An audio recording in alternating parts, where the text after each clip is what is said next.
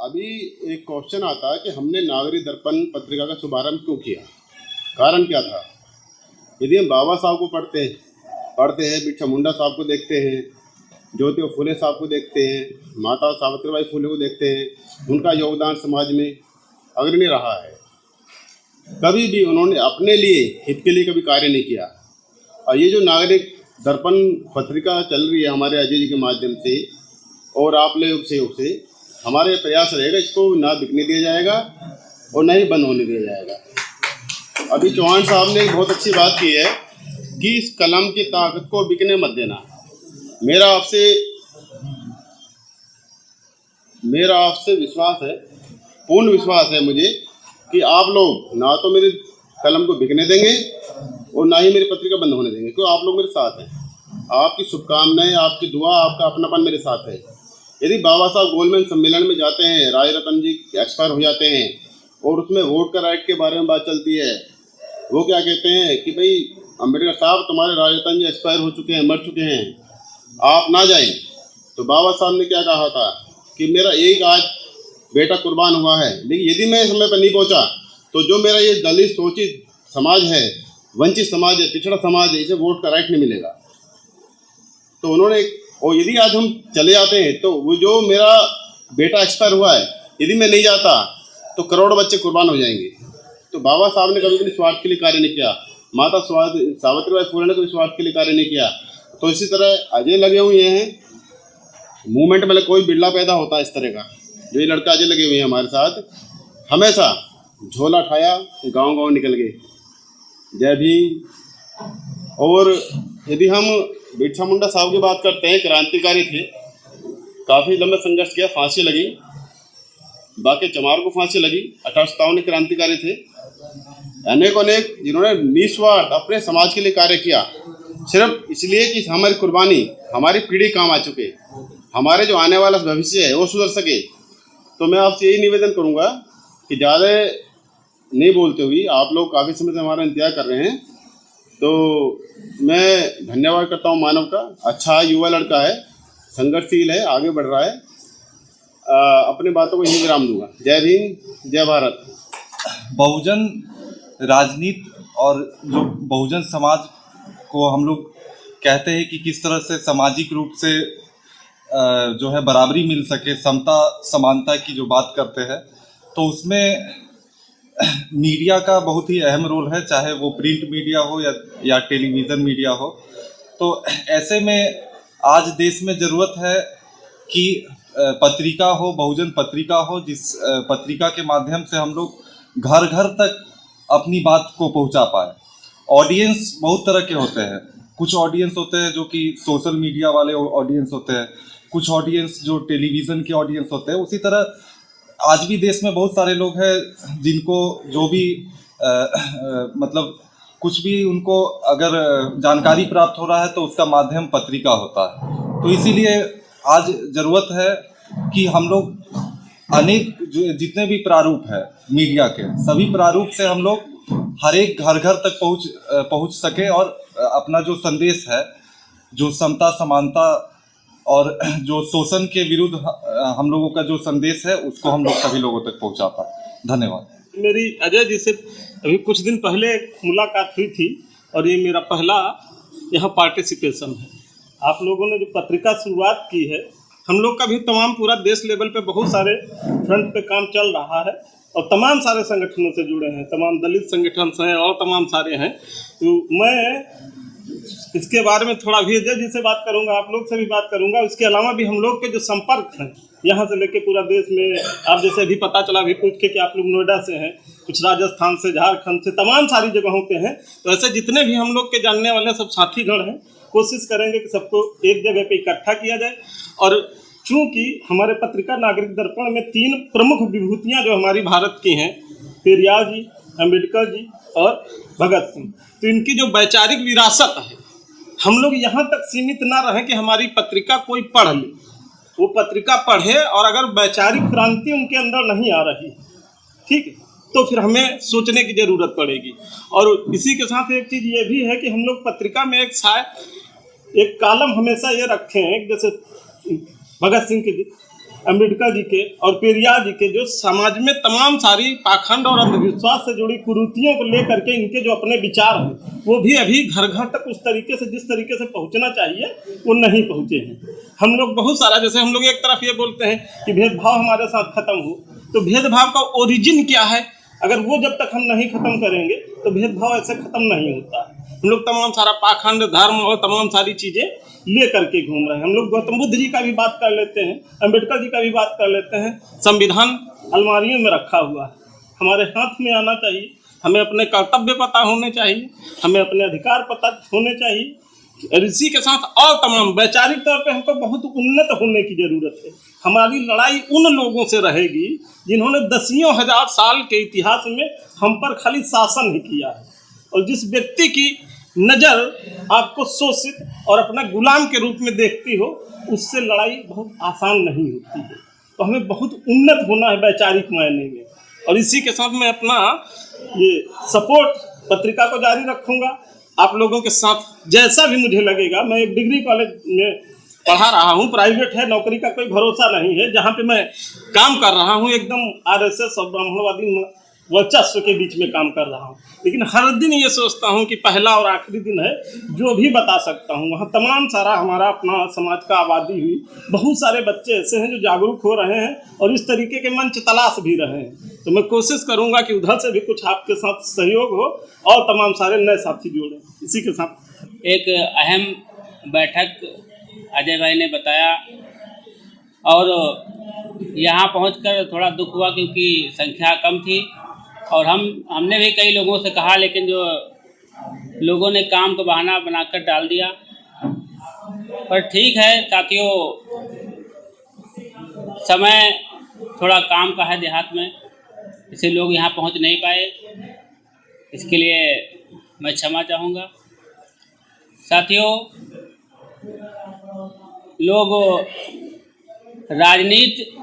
अगर राजनीति की बात आती है तो राजनीति में पार्टी के काम पे लोग विशेष ध्यान देते हैं कि अगर कोई पार्टी का काम हो, पार्टी का मीटिंग हो, तो उस पर अधिकतर लोग चलने को तैयार हो जाते हैं। लेकिन सामाजिक मीटिंग या बैठक होती है उस पर लोग विशेष तौर पर ध्यान नहीं देते हैं। साथियों, हमारे महापुरुषों ने कहा है कि राजनीति चले ना चले, सरकार बने या ना बने, लेकिन परिवर्तन की जो गति है रुकनी नहीं चाहिए। क्योंकि साथियों, राजनीति तो आती जाती रहेगी, सरकार बनती रहेगी, लेकिन अगर हमारा जो सामाजिक परिवर्तन, हमारा जो मिशन है वो पीछे छूट जाएगा या बंद हो जाएगा, तो साथियों आप लोग सभी जान रहे हैं कि ये सरकारें जो हैं, मनवादी सरकारें, ये हम लोगों को कैसे पीछे करना चाह रही हैं। और हम पुनः सभी साथियों को साधुवाद देते हैं और अपने शिक्षा को जो आगे बढ़ाते हुए एक फाइनल स्टेज पर मैं पहुंची हूँ। ये मेरा अपना सेल्फ परिचय था और इसको मैं इसलिए यहाँ पे बताना उचित समझती हूँ कि ताकि जो है इससे प्रेरणा लेके आगे जो हमारे जो यहाँ पे मौजूद लोग हैं वो अपने घर की बेटियों को और अपनी बहुओं को, जो भी इस स्टेज पे है कि वो पढ़ना चाहता है, आगे बढ़ना चाहता है, समाज में तरक्की लाना चाहता है, उसको आगे बढ़ाएं। यही एक सहारा है जिससे कि हम उनसे लड़ सकते हैं। शिक्षा का महत्व जो है, जो लोग समझ सके हैं वो अपने से जो लोग इसका महत्व नहीं जानते उसको बनाएं और बढ़ाएं। इसी संदर्भ में मैं आयोजक बंधुओं को मैं कांग्रेचुलेट करना चाहती हूँ कि उन्होंने शिक्षा की इस मुहिम के लिए एक पत्रिका जो हमारे बहुजन समाज के जो पिछले जितनी भी विचारधारा रही हैं उसको लोगों के बीच में लाने के लिए एक प्रयास किया है, और उसके लिए मैं बहुत बहुत धन्यवाद करना चाहती हूँ। और चूँकि मेरा ये पहला जो है मंच पे भाषण है, इसलिए मैं बहुत ज़्यादा कुछ नहीं कहूँगी। मैं बस इतना कहना चाहूँगी कि मैं अपनी लेखनी से भी जो है इस तरह के जो विमोचन होते हैं या इस तरह के जो भी समाज को, वर्ग को उठाने के लिए जो प्रयास होंगे, मैं अपनी उसमें शिरकत देती रहूँगी और अभी तक जो है देती आई हूँ। धन्यवाद। शायद ही बहुत, जो आप अगर गांव में देखेंगे बहुत लोग उठ के खड़े होना मुश्किल समझते हैं। जब से ये गवर्नमेंट आई है तब से हम लोगों का वही हो रहा है। हम लोग विश्वविद्यालय में हैं, विश्वविद्यालय में एक संगठन भी चलाते हैं और हर मुहिम को लेकर लड़ाई लड़ते हैं। तो हम लोगों की सबसे जो बेसिक नीड्स होती है वो है एजुकेशन। एजुकेशन के लिए हमको लड़ना है, उठना है, बैठना है। हम कहीं भी जाएंगे तो एजुकेशन मेरे साथ ही चलेगी। हम अगर कहीं भी जा रहे हैं या अपनी पहचान बना रहे हैं, उसका भी माध्यम होता है शिक्षा। तो हम लोगों को शिक्षा के लिए ही हमेशा अवेयर रहना चाहिए। और जैसे मैगजीन्स है, मैगजीन्स में हम लोग आर्टिकल्स लिखते हैं। बेसिकली हम लोग आर्टिकल्स अपने पे टॉपिक से लिखते हैं, लेकिन जो सोशली नॉलेजेबल पर्सन है या बहुत सारे ऐसे लोग हैं जिनको प्लेटफॉर्म नहीं मिलता है, हम लोग अपने प्लेटफॉर्म से हट के भी अगर लिखने चाहें तो उसके लिए बहुत सारी लिमिटेड मैगजीन्स होती हैं। तो हम लोगों का यही मुहिम है, या मानव भाई ने हमको मैसेज किया तो मैंने कहा ठीक है आता हूँ। तो हम लोगों को जो सोशली एम्पावर्ड जो मैगजीन है हमारी, जिसको लोग ज़्यादा से ज़्यादा पढ़ें, क्योंकि हर किसी के पास एंड्रॉयड फ़ोन नहीं है, हर कोई नहीं पढ़ सकता। और हमारी 80% पीढ़ी अभी भी उसी पैटर्न पे है कि हम लोग किताब के माध्यम से पढ़ना चाहते हैं। तो मैगजीन्स के लिए आयोजकों का धन्यवाद, और हमारे जो इसके संपादक जी हैं उनका भी बहुत बहुत धन्यवाद। और हम लोग आशा करते हैं कि आप लोग हमारे आर्टिकल्स को अपने मैगजीन में जगह देंगे, और हम लोग हर तरीके से, क्योंकि यहाँ पे सब डिफरेंट क्लास से हैं, कास्ट से हैं, तो अपनी अपनी समाज की भी जो महत्वाकांक्षाएं हैं या उनका रिप्रेजेंटेशन है, तो उसको कैसे हम लोग कंबाइन करके और सोसाइटी को एक अच्छा एग्जाम्पल प्रदान कर सकें। जैसा कि आज हम लोग नागरिक दर्पण पत्रिका के द्वारा आयोजित इस पत्रिका विमोचन एवं विचार संगोष्ठी पर विचार विमर्श करने के लिए हम लोग यहाँ उपस्थित हुए हैं, तो मैं धन्यवाद देना चाहूँगा आयोजक टीम को और संपादक को। सबसे पहले मैं अजय भैया से मिला फेसबुक के थ्रू, तो विचार करिएगा कि हम लोगों को मैगजीन क्यों निकालनी पड़ी।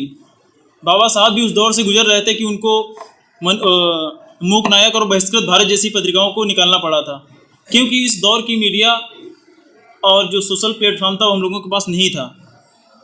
तब बाबा साहब ने मूक नायक और बहिष्कृत भारत जैसी पत्रिकाओं को निकाला, उसके थ्रू हमारे सोए हुए समाज को जगाने का प्रयास किया। तो वही उसी के प्रारूप को फॉलो करते हुए आज आयोजक टीम और अजय भैया जैसे क्रांतिकारी लोग जुड़े हुए हैं, जो उसके माध्यम से हमारे सोए हुए समाज को जगाने का प्रयास कर रहे हैं। मैंने कुछ पंक्तियाँ लिखी हैं, आप सभी लोग थोड़ा सुनने का प्रयास कीजिएगा। उसका मैंने टाइटल दिया है कि हकीकत आधुनिक भारत की क्या है। उस पर मैंने लिखा है कि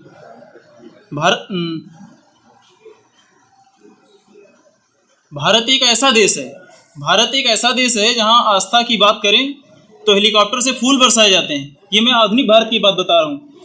भारत एक ऐसा देश है जहां आस्था की बात करें तो हेलीकॉप्टर से फूल बरसाए जाते हैं, और शिक्षा की बात करें तो सिर पर लाठियां बरसाई जाती हैं। दूध नाले में और मूत्र को प्याले में, इसलिए मेरा देश उजाले में नहीं जा रहा है। नालंदा विश्वविद्यालय को खत्म करने वाले आज जेएनयू को खत्म करने की बात कर रहे हैं। चाल वही है, बस सोच नहीं है। हमारे देश में सबसे बड़ा घोटाला इतिहास का हुआ है। तोड़ मड़ोड़ करके हमारे इतिहास को पेश किया गया है, दिखाया गया है। सम्राट अशोक मौर्य को छुपाया गया है, पृथ्वीराज को पढ़ाया गया, सावित्रीबाई फुले को छुपाया गया, सरस्वती को पढ़ाया गया, डॉक्टर अंबेडकर को छुपाया गया, जिसकी कोई भूमिका नहीं थी उसको पढ़ाया गया।